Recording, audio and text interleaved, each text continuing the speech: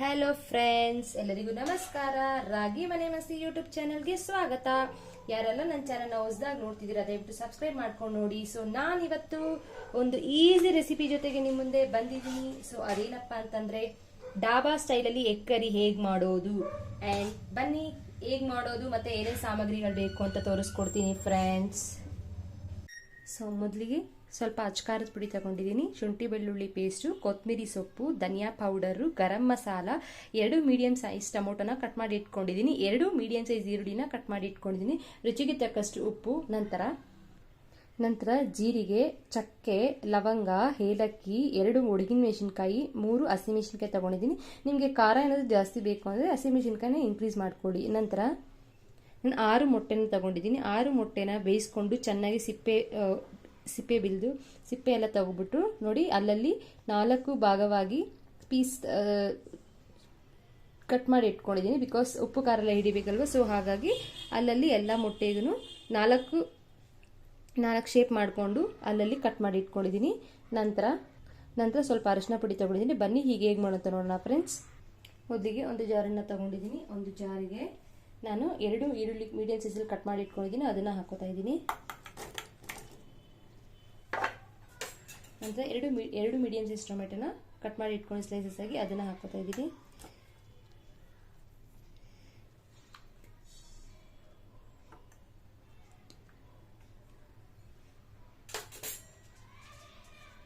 ನಂತರ ಇದಕ್ಕೆ 3 ಹಸಿಮೆಣಸಿನ್ಕಾಯಿ ಹಾಕೋತಾ ಇದ್ದೀನಿ. ಹಾಕೊಂಡು ಫೈನ್ ಪೇಸ್ಟ್ ಆಗಿ ರುಬ್ಕೊಂಡು ಬರ್ತೀನಿ ಫ್ರೆಂಡ್ಸ್.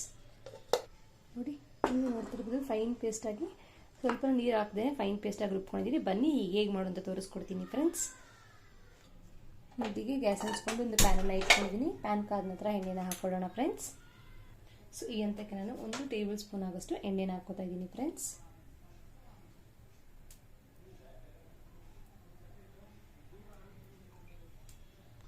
ಈ ಎಣ್ಣೆಗೆ 1/4 ಟೀ ಸ್ಪೂನ್ ಆಗೋಷ್ಟು ಅರಿಶಿನ ಹಾಕೋತಾ ಇದ್ದೀನಿ. ನಂತರ 1/4 ಟೀ ಸ್ಪೂನ್ ಆಗೋಷ್ಟು ಅಚ್ಕಾರದ ಪುಡಿ ಹಾಕೋತಾ ಇದ್ದೀನಿ. 1/4 ಟೀ ಸ್ಪೂನ್ ಆಗೋಷ್ಟು ಉಪ್ಪು ಹಾಕ್ಕೊಂಡು ಇದನ್ನು 1 ನಿಮಿಷ ಲೋ ಫ್ಲೇಮಲ್ಲಿ ಇಟ್ಕೊಂಡು ಫ್ರೈ ಮಾಡ್ಕೊಳ್ಳಿ ಎಣ್ಣೆ ಜೊತೆ.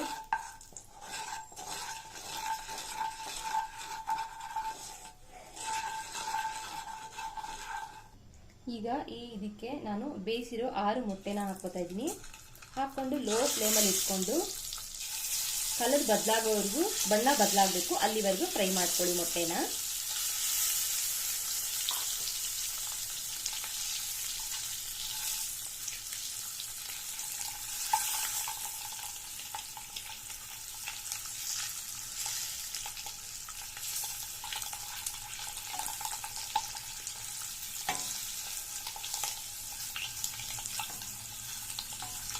ನೀವೇ ನೋಡ್ತಾ ಇರ್ಬೋದು, ಮೊಟ್ಟೆ ಎಲ್ಲ ಗೋಲ್ಡನ್ ಬ್ರೌನ್ ಕಲರ್ ಚೇಂಜ್ ಆಗಿದೆ. ಸೊ ಈ ಹಂತಕ್ಕೆ ನಾವು ಇದನ್ನೆಲ್ಲ ಒಂದು ಪ್ಲೇಟ್ಗೆ ಸರ್ವ್ ಮಾಡ್ಕೊಳ್ಳೋಣ.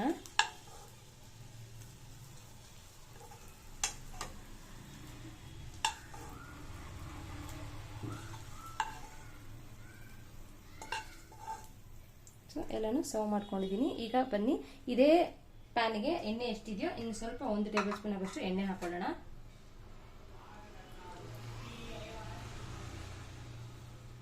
ಸೊ ಎಣ್ಣೆ ಕಾದಿದೆ. ಈ ಹಂತಕ್ಕೆ ಜೀರಿಗೆ, ಚಕ್ಕೆ, ಲವಂಗ, ಏಲಕ್ಕಿ, ಒಣಗಿನ ಮೆಣಸಿನ್ಕಾಯಿ ಎಲ್ಲನೂ ಹಾಕೊಂಡು ಲೋ ಫ್ಲೇಮಲ್ಲಿ ಇಟ್ಕೊಂಡು ಫ್ರೈ ಮಾಡ್ಕೊಳ್ಳಿ.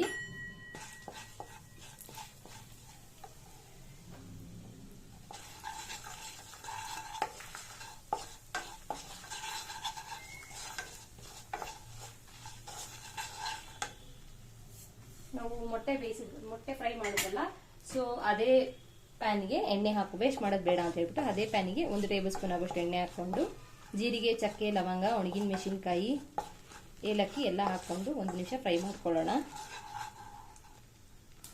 ಸೊ ಇದಕ್ಕೆ ಈಗ ನಾವು ಮಿಕ್ಸಿಯಲ್ಲಿ ಬಿಟ್ಕೊಂಡಿದ್ದಲ್ಲ, ಸೊ ಆ ಮಿಶ್ರಣ ಹಾಕ್ಕೋತಾ ಇದ್ದೀನಿ ನಾನು.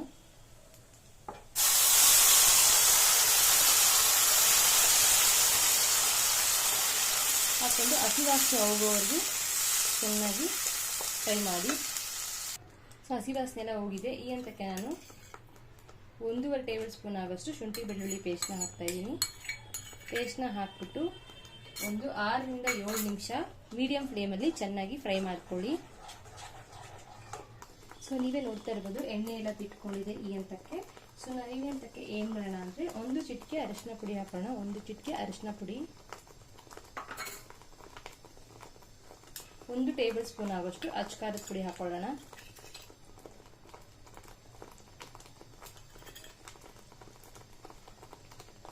ಒಂದು ಟೇಬಲ್ ಸ್ಪೂನ್ ಆಗೋಷ್ಟು ಅಚ್ಕಾರದ ಪುಡಿ, 2 ಟೇಬಲ್ ಸ್ಪೂನ್ ಆಗೋಷ್ಟು ಧನಿಯಾ ಪೌಡರ್ ಹಾಕ್ಬಿಟ್ಟು ಚೆನ್ನಾಗಿ ಫ್ರೈ ಮಾಡಿ 2 ನಿಮಿಷ. ಸ್ವಲ್ಪ ಉಪ್ಪನ್ನು ಹಾಕ್ತಾ ಇದ್ದೀನಿ, ರುಚಿಗೆ ತಕ್ಕಷ್ಟು ಉಪ್ಪು.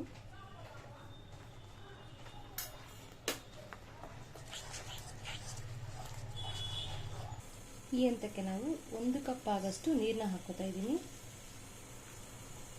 ಹಾಕೊಂಡು 2 ರಿಂದ 3 ನಿಮಿಷ ಚೆನ್ನಾಗಿ ಕುದಿಸ್ಕೊಳ್ಳಿ. ನೋಡಿ ಈ ಹಂತಕ್ಕೆ ಮಸಾಲೆ ಎಲ್ಲ ಚೆನ್ನಾಗಿ ಕುದೀತಾ ಇದೆ. ಈಗ ನಾವು ಬೇಯಿಸಿಟ್ಟಿರೋ ಮೊಟ್ಟೆನ ಹಾಕೊಳ್ಳೋಣ ಒಂದೊಂದೇ.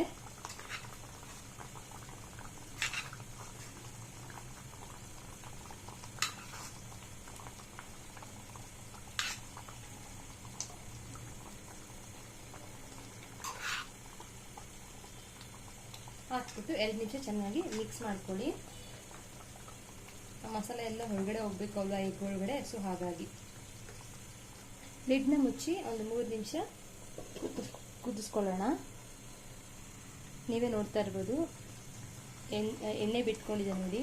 ಮಿಕ್ಸ್ ಮಾಡಿ ನಾವು ಬಿಟ್ಟಿದ್ವಲ್ಲ, ಸೊ ನೀಟಾಗಿ ಎಣ್ಣೆ ಎಲ್ಲ ಬಿಟ್ಕೊಂಡಿದೆ. ಈ ಹಂತಕ್ಕೆ ನಾವು 1/4 ಟೀ ಸ್ಪೂನ್ ಆಗೋಷ್ಟು ಗರಂ ಮಸಾಲ ಹಾಕೊಳ್ಳೋಣ.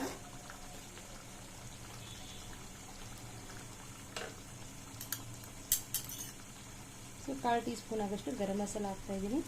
ಹಾಕ್ಬಿಟ್ಟು 1-2 ನಿಮಿಷ ಮಿಕ್ಸ್ ಮಾಡ್ಕೊಳ್ಳಿ ಮೊಟ್ಟೆ ಜೊತೆ.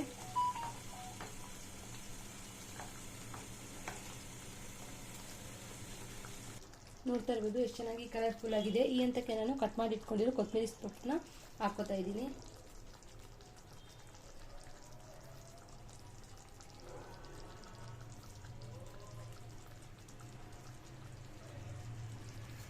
ಹಾಕ್ಬಿಟ್ಟು ಮಿಕ್ಸ್ ಮಾಡ್ಕೊಳ್ಳಿ. ಇದು ಡಿಫ್ರೆಂಟ್ ಆಗಿ ಡಾಬಾ ಸ್ಟೈಲಲ್ಲಿ ಎಗ್ ಕರಿ ಮಾಡಿದ್ದೀನಿ. ಯಾವಾಗಲೂ ಒಂದೇ ಥರ ಮಾಡಿ ಬೇಜಾರಾಗಿದೆ. ಈ ವಿಧಾನದಲ್ಲಿ ಒಂದ್ಸಲ ಟ್ರೈ ಮಾಡಿ ಟೇಸ್ಟ್ ಮಾಡಿ. ಈ ರೆಸಿಪಿ ತುಂಬಾ ಚೆನ್ನಾಗಿದೆ. ಸೊ ಡಾಬಾ ಸ್ಟೈಲಲ್ಲಿ ಎಗ್ ಕರಿ ರೆಡಿ ಆಗಿದೆ. ಸೊ ನೀವು ಈ ರೆಸಿಪಿನ ನಿಮ್ಮನೆ ಟ್ರೈ ಮಾಡಿ. ಇವತ್ತಿನ ರೆಸಿಪಿ ಏನಾದರೂ ನಿಮಗೆ ಇಷ್ಟ ಆಯಿತು ಅಂದರೆ ದಯವಿಟ್ಟು ಒಂದು ಲೈಕ್ ಹಾಕೋದನ್ನ ಮರಿಬೇಡಿ. ಶೇರ್ ಮಾಡಿ, ಕಾಮೆಂಟ್ ಮಾಡಿ, ಸಬ್ಸ್ಕ್ರೈಬ್ ಮಾಡಿ.